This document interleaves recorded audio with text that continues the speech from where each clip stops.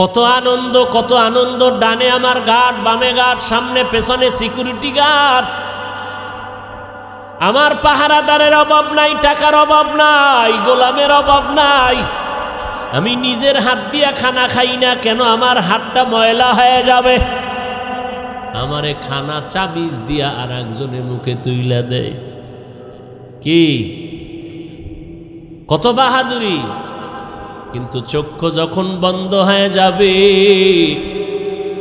হঠাৎ দেখবা গায়ের গেঞ্জিটা পর্যন্ত নিজের আপনজনেরা বেলেট দিয়া কাইটা রেখে দিবে। জামাটা খুইলা দাও, গেঞ্জি খুলে রাখ, তাড়াতাড়ি বাজারে গিয়া নরমাল অল্প দামের কাফন কিনে নিয়ে আয়। কবর খনন কর, বাঁশ বাগানে বাঁশ খনন, বাঁশ কাঠ, কলা পাতা রেডি কর, গরম পানি রেডি কর। লাশটা ঘর থেকে তাড়াতাড়ি নামা, কয় বাইরে বৃষ্টি, কয় বৃষ্টি হোক, পলিথিন কাগজ দিয়ে পেঁচাইয়া বাইরে রাখ। এখন আর মরা লাশ ঘরে রাখা যাবে না। কে কয় বাইরের মানুষ? নিজের আপন জনে রাখা। নামা ঘর থেকে, লাশ নামাও। কয় বৃষ্টি বাইরে, কয় বৃষ্টি টিষ্টি বুঝি না, ওগলা পাতা আর পলিথিন দিয়ে পেঁচাইয়া রাখো। ইমাম সাহেবরে খবর দাও জানাজার জন্য। বৃষ্টি এখন কি করি? 2 দিন বৃষ্টি চলে, একটু রাইখা দেই ঘরের মধ্যে, পাহারা দাও। কয় না, যেভাবেই হোক পলিথিন উপরে দিয়া কবর খনন কর, ভেতরে কোনো রকম রাখতে পারলেই হয়।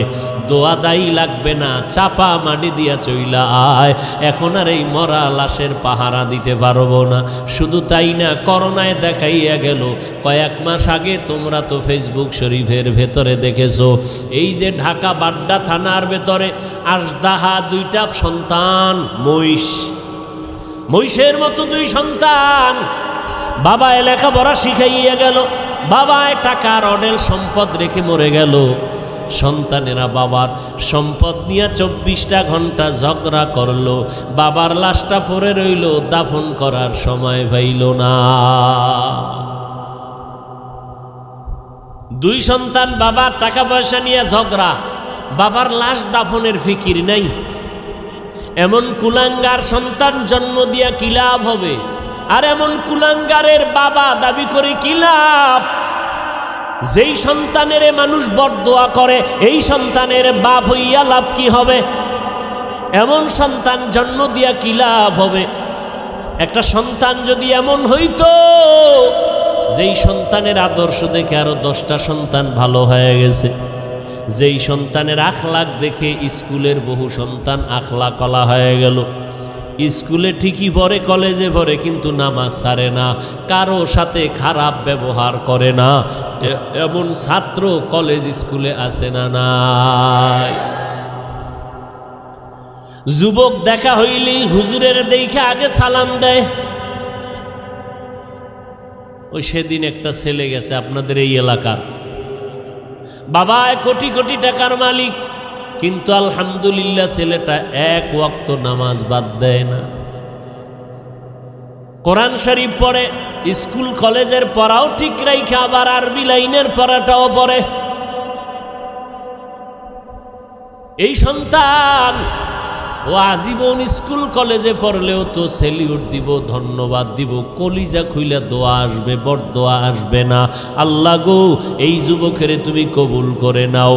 এমন একটা যুবক আমার সোনার বাংলাদেশে যদি কোনো জেলার এসপি হয়, ওই যুবকের এসপি গিরিটা চলবে, স্বর্ণের অক্ষরে ইতিহাস হয়ে থাকবে।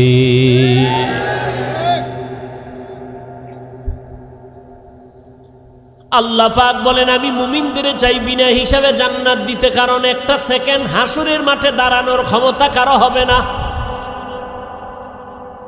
আর যারা গুণমুক্ত হইয়া তওবা নামের দরজা দিয়ে ঢুইকা কবরে যাবি রে বান্দা, কিয়ামতের ময়দানে আল্লাহ ডাকবে না, আয় সূর্যের গরম মাথায় লাগাইস না, সইতে পারবি না। আমি আল্লাহর ডাইন পার্শ্বে নূরের তৈরি আরশে আজিম, ওই আরশে আজিমের ছায়ায় গিয়া তোরা আশ্রয় নে। একটু পরে মোহাম্মদ যাবে জান্নাতের তালা খুলতে। গুনামুক্ত যদি পিছনে গুনাহ করে ফেলছি, শয়তানের ধোকায়, নফসের ধোকায়। এরে যুবক, মানুষের অন্তরে অনেক শখ থাকে, শখ কি কয় আমি পার্কে যাবো, আল্লাহ কয় গেছো তো এবার ফিরে যা। মনের ভেতরে তোর শখ ছিল তুই আড্ডা দিবি নারীদের নিয়ে, দিছো এবার তওবা কর। মনের ভেতরে তোর শখ ছিল বিড়ি টানবি গাঞ্জা খাবি, খাইছো এবার তওবা কর। না হয় মহামারী তোরে এমন ভাবে আটকায় দিবে, মাকে মা বলে ডাক দেওয়ার টাইমও ভাবি না। রাতের বেলা মোবাইল চালাইয়া ঘুমাবি, সকাল বেলা মা আইসা দেখবে সন্তান জমিনে আর জিন্দা নাই। ও আল্লাহর বান্দারা, আমরা যারা টুপি পরলাম, দাড়ি রাখলাম, নামাজ পড়ি, পর্দা করি, হালাল খাই, কোরআন পড়ি, বলেন এই জমিনের মধ্যে কত বিধর্মীরা ইসলামের দুশ্মনী করে। কোরআন বন্ধ হয়ে যাক, মসজিদে তালা দেয়া হোক, মাদ্রাসা বন্ধ হয়ে যাক, ওয়াজ মাহফিল বন্ধ করে দাও, এমন চক্রান্ত নিয়ে বিধর্মীরা কাজে লিপ্ত হয়ে আছে। কেমনে মাহফিল বন্ধ করা যায়, মুসলমানের আওয়াজ বন্ধ করা যায়, মাদ্রাসা বন্ধ করা যায়, হাফেজ কোরআন বন্ধ করা যায়, মাহফিল বন্ধ করা যায়। এত দুশ্মনের মাঝেও আবার একদল তাদের সাথে গিয়া তাল মিলায়, ইসলামের ব্যানার লাগাইয়া এরা ওই মুনাফিক বেঈমানের সাথে গিয়া তাল মিলায় কয় ঠিকই আপনাদের পদক্ষেপ ঠিক আছে, এত ভালো ভালো না, তাবলিগে গিয়া লাভ নাই, তাবলিগটা বন্ধ করে দাও, চরমনাই গিয়া লাভ নাই, চরমনাই বন্ধ করে দাও, কোনো পীরের কাছে গিয়া লাভ নাই, আহলে হক পীর মাশায়েখের দরজায় তালা লাগাও, ওয়াজ মাহফিল বন্ধ করে দাও। এই রকম একদল মুনাফিক বেঈমানের সাথে তাল মিলাইয়া তাবলিগে যাইও না, চরমনাই যাইও না, দেওবন্দি কওমি মাদ্রাসায় যাইও না, ওই ওয়াজ মাহফিলে এদের সামনে বসবা না, আবু হানিফার মাযহাব অনুযায়ী চলিও না। এই রকম বলনেওয়ালা অন্তর খারাপ মানুষ আছে না নাই? আমি বলি ভাইজান আপনি কেন এগুলো বলতেছেন? ঠিক আছে আমি মূর্খ, মূর্খ হিসাবে একটা প্রশ্ন আপনাকে করি ভাইজান, আপনার কথা আমি 1 মিনিট মেনে নিলাম, চরমনাই যাব না, উজানি যাব না, বাহাদুরপুর যাব না, নানুপুর যাব না, আহলে হক কোনো পীরের কাছে যাব না, দেওবন্দে যাব না, কওমি মাদ্রাসায় যাব না, তাবলিগে যাব না। খবরদার, আপনার কথা 1 মিনিটের জন্য মেনে নিলাম। এইবার আমার মূর্খ হিসাবে আপনার কাছে দাবি, বলেন এই এই এই এই ঠিকানায় যাব না, তাহলে আমার তো আল্লাহ দরকার, আমার তো নবী দরকার, আমার তো মোনাজাতে কান্না দরকার, আমি গুনাহ থেকে মুক্ত হওয়া দরকার, আমি তো আমার হাতটাকে পবিত্র বানানো দরকার, আমি তো সুন্নাতওয়ালা পোশাক পরা দরকার। বলো এই এই ঠিকানায় যাব না, নতুন একটা ঠিকানা দাও যেখানে গেলে বয়ানে কান্না আসবে, দিলটা নরম হবে, আখেরাতের কথা স্মরণ হবে, দাড়ি বিহীনওয়ালা দাড়িওয়ালা হয়ে যাব, সুদখোরওয়ালা সুদ ছেড়ে দিব, বেপর্দাওয়ালা পর্দা করব, আল্লাহর নবীর সুন্নতের মালাটা গলায় লাগাবো। এমন একটা ঠিকানা আমাদের বলে দাও। এরা এদিকেও যাইতে দেয় না, ঠিকানাও নতুন দেয় না। তাহলে আমরা বুঝতেছি এরা আসলে আমাদের কল্যাণ চায় না, এরা বিধর্মীদের পা চাটা দালালি করে। এই যুবকেরা, সহজ কথা না বুঝলে আর কেমনে বুঝাবো? তাবলিগে যাব না, চরমনাই যাব না, আবু হানিফারে মানব না, কওমি মাদ্রাসায় যাব না, দেওবন্দির কাছে যাব না, সব ছেড়ে দিব। তবে কোথায় যাব? ঠিকানা দাও আলাদা, যেখানে গেলে দাড়ি উঠবে, টুপি উঠবে, দাড়ি উঠবে, পাগড়ি উঠবে, কান্না আসবে, আমল হবে, মা বাবার খেদমত করতে পারবো, আকীদা ঠিক হবে, এরকম একটা ঠিকানা দাও। ঠিকানাও দেয় না, ঠিকানাও। আর এরকম ঠিকানা আমরা তো দেখিও না, যে চরমনাই, তাবলিগ, দেওবন্দি, কওমি, উজানি, বাহাদুরপুর, নানুপুর, হক্কানি পীর মাশায়েখ ছাড়া ভণ্ডটণ্ড যেটি আছে এদের কাছে গেলে যে দাড়ি উঠবে, কান্না আসবে, এরকম একটা জায়গাও বাংলাদেশে আমি দেখি না। বরং তাবলিগে আসিল, একটু আমল টামল করছে, ঠিকানা হারাইয়া উল্টা পাল্টা দৌড়াইয়া কয় তাবলিগ করা শিরিক। দাড়ি ছোড়ো কেন? কয় মওদুদি সাহেবের ফতুয়ায় আসি, এখন মদিনার ফতুয়ায় নাই। কি আমল টামল সাইরে দিস, আগে একটু নফল টফল পড়তাম। না না না, নফল নাই। আরে নফল পড়ব মিয়া, আমগো হুজুরে কইছে বিতির নামাজও লাগে না। ব্যাস, অমুকে কাফের, অমুকে মুশরিক। আরে বাপরে বাপ, এটা কাফেরের কন্ট্রাক্টারই লইছে, আছে না নাই? কাফের কইতে জিব্বায় মোটেও বেরেক নাই। এগুলো কেন? আল্লাহর ভয় অন্তরে না থাকলে এগুলো হয়। আরে আমরা আমগো বিপরীত লাইনে যারা আমগো খালি গালি দেয় মোহাব্বতে বিসমিল্লা সারা, পাঁচকল্লি ছিঁড়ে ফেলে দাও, এটা মুসলমানের টুপি না। এইভাবে বলার পরেও আমরা কখনোই অশালীন কথা বলি নাই, বলছি। অথচ আমাদের বড় বড় ব্যক্তি যারা বুজুর্গ, এদের নাম নিয়ে নিয়ে আহা কি বলবো, আল্লাহ হেদায়াত দান করুন। সব ভেজাল থেকে মুক্ত হওয়ার একটাই মাত্র পথ। কি পথ? গেছে, ভুলে গেছে। কি? তওবা করে আবার তওবা ভাঙ্গিলাম, অবশেষে খাঁটি তওবা করিলাম, অবশেষে খাঁটি তওবা করিলাম। সকলেরই দরজা হইতে ফিরিয়া আপনারও দরজায় রইলাম পড়িয়া।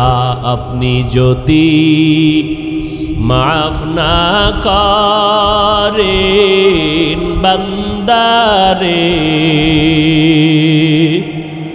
বলে না আপনার বান্দা যাবে কার দ্বারে।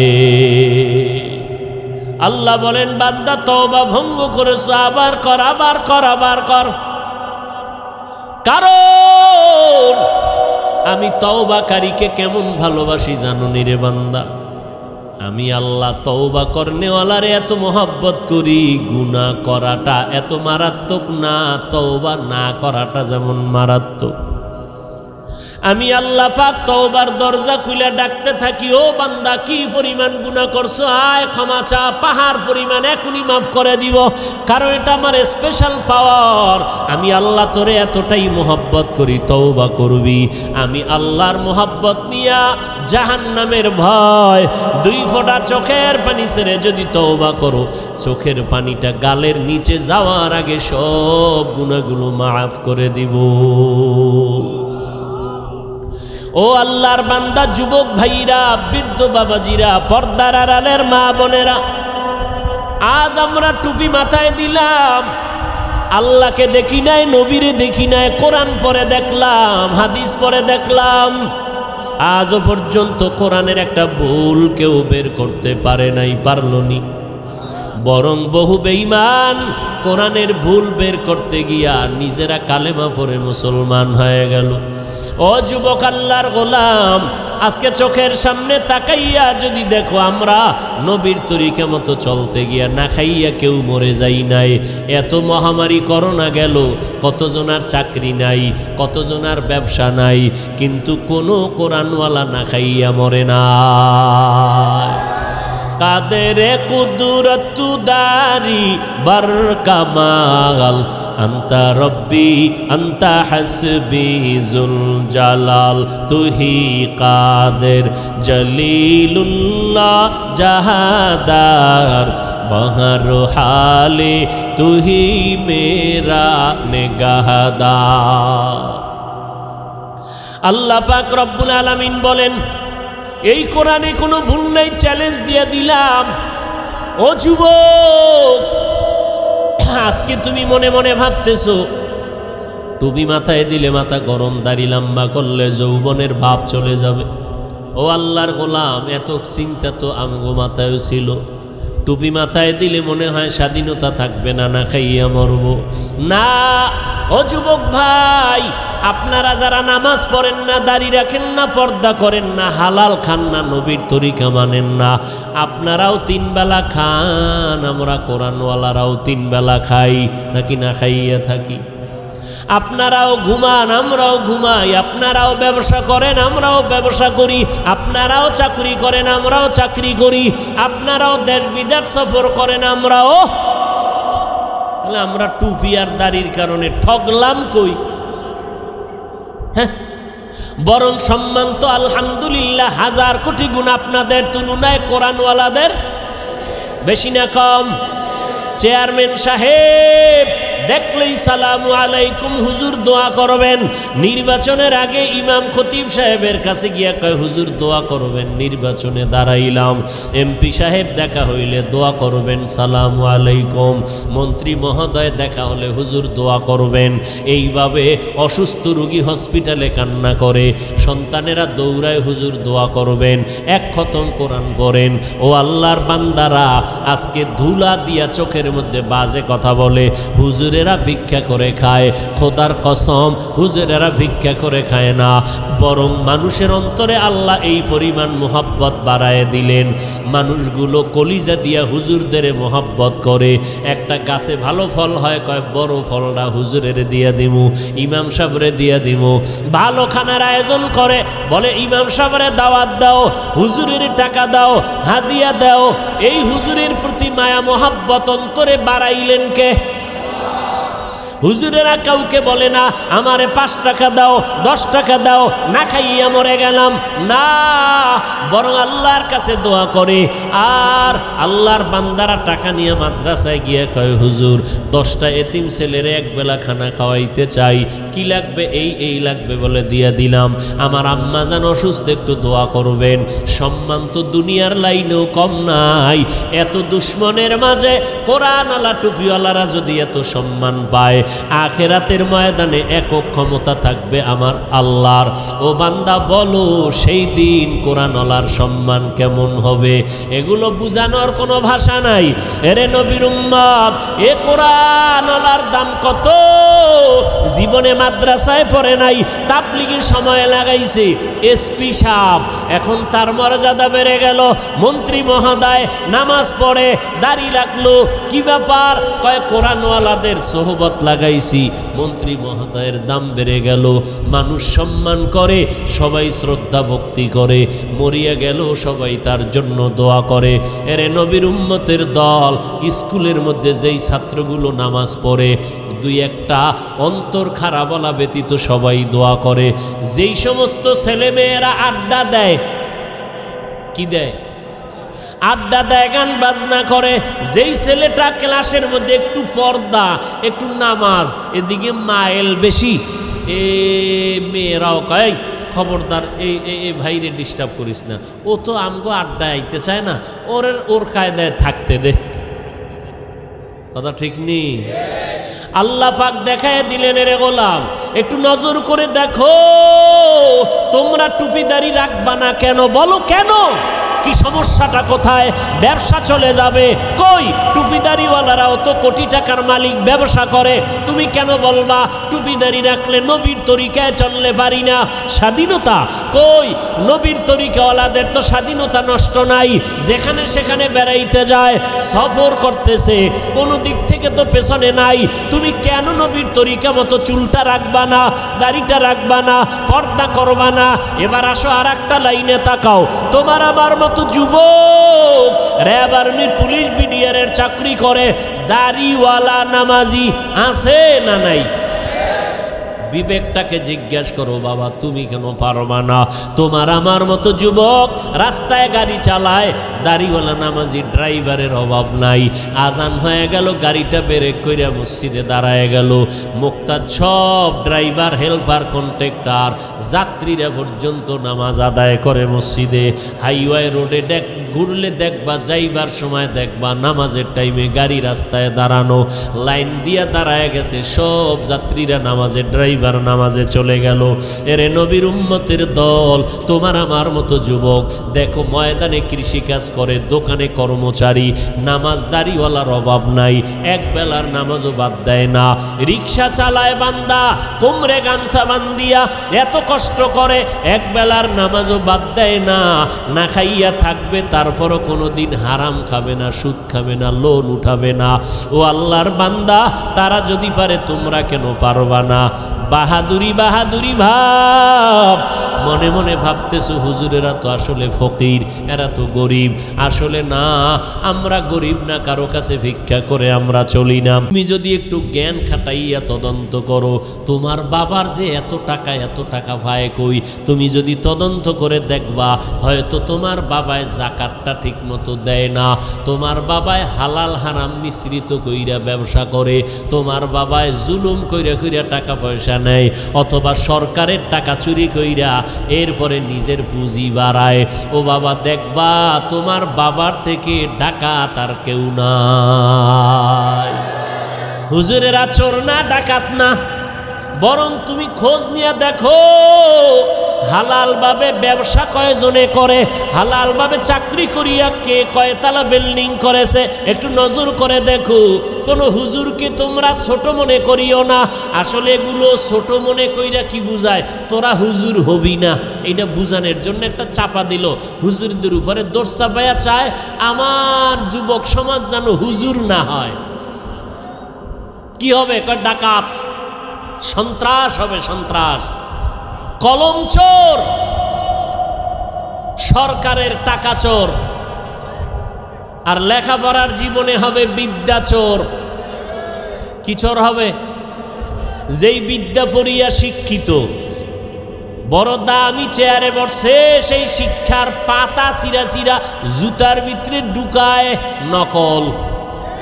আছে না নাই?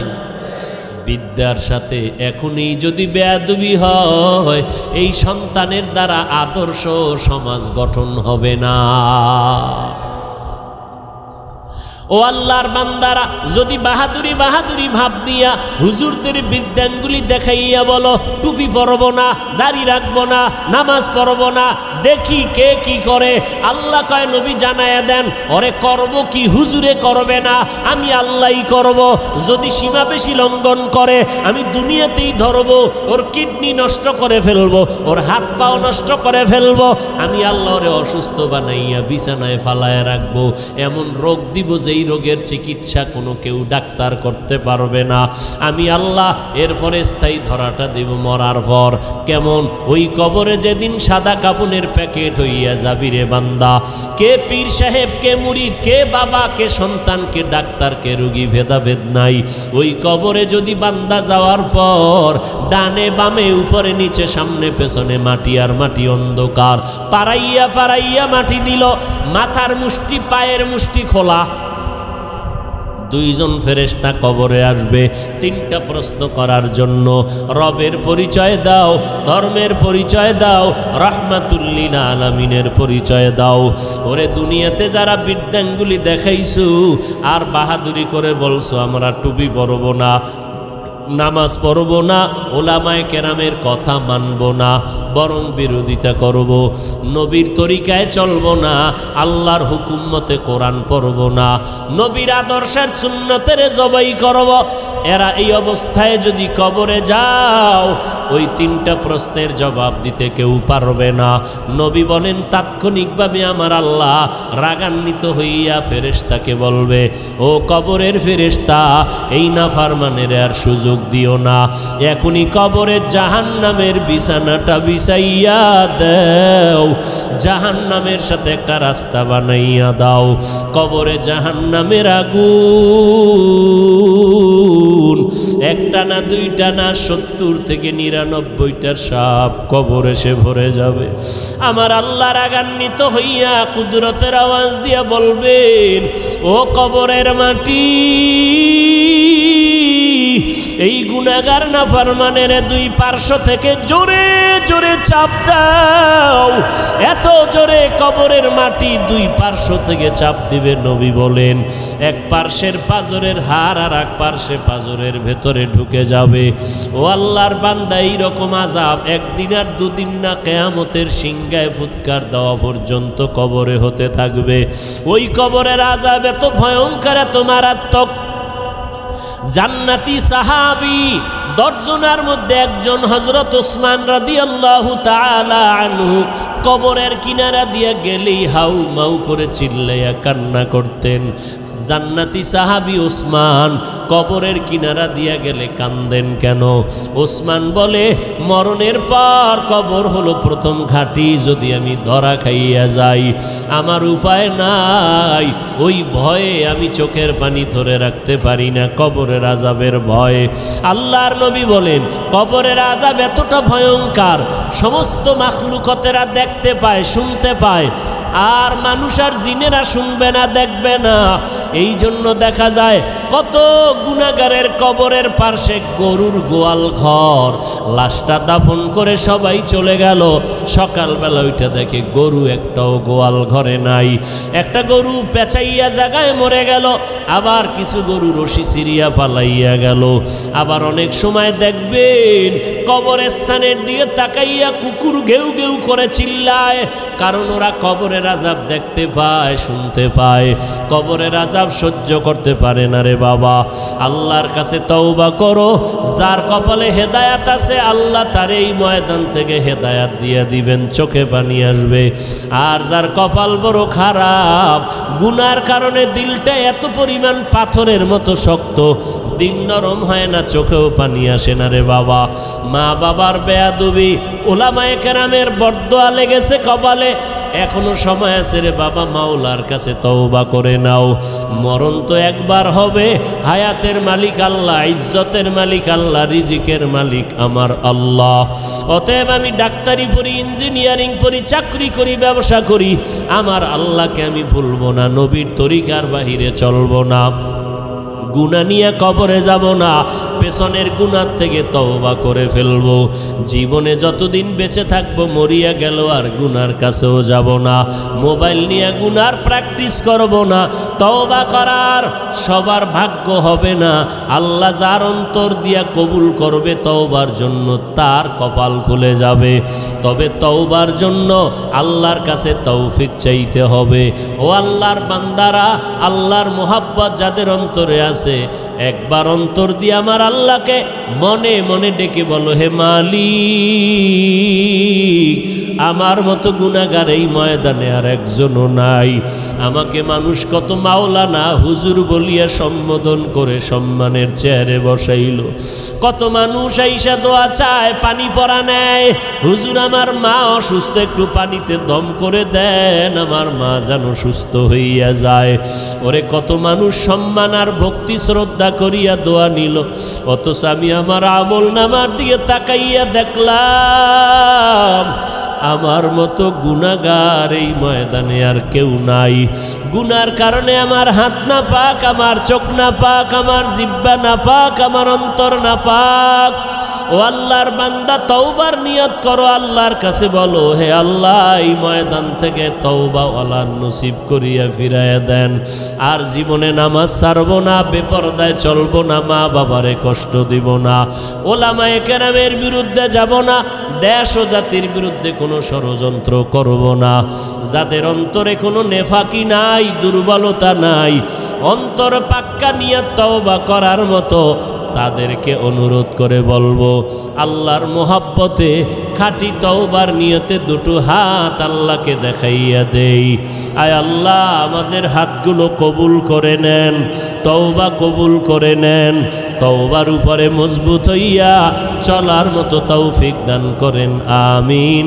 সব মুমিনদেরকে তওবার কথা বললেন, বেদিনদেরকে বললেন না কেন?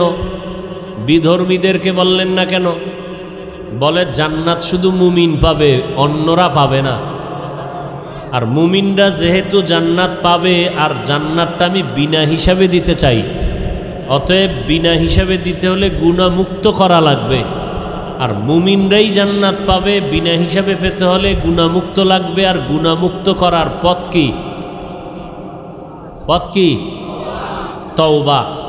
তওবা নামের সাবান লাগাও, তাহলে আর কোনো গুনাহের গন্ধ থাকবে না। গুনাহের থেকে তওবা করো। আর এই তওবার অবস্থা তৈরি করার জন্য উলামায়ে কেরামদের মজলিস। তওবা কি হঠাৎ করে কেউ করতে পারে? একজনে বিড়ি টানেই টানে, এ অজে আসার আগেও বিড়ি, মোনাজাতের পরেও বিড়ি। কথা ঠিক নেই? তাহলে এই লোকটাকে যদি বলি এক্ষুনি বিড়ি ছেড়ে দাও, পারবে?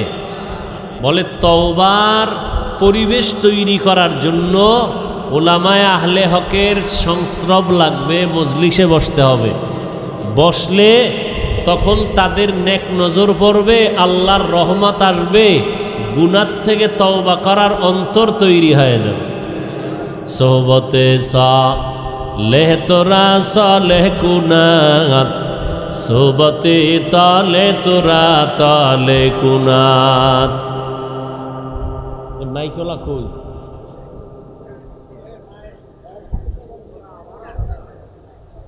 বুঝে না কিছু? বারবার বলতেছি মনিটরের সাউন্ড দাও, রিভার্ব দাও।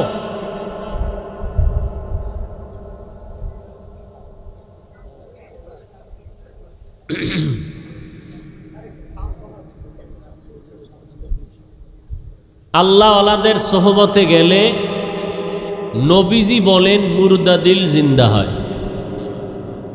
কি দিল জিন্দা হয়? জোরে খান। খারাপ লাগতেছে? ঘুমাইবেন? বাঙালির ঘুম আছে?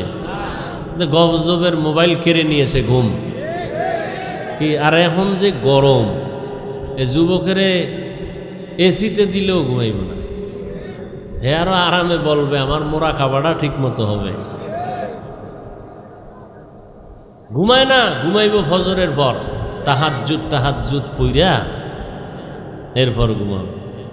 আল্লাহ হেদায়াত দান করুন। তাহলে মোবাইল চালাইয়া কত রাত কাটাইলি রে যুবক?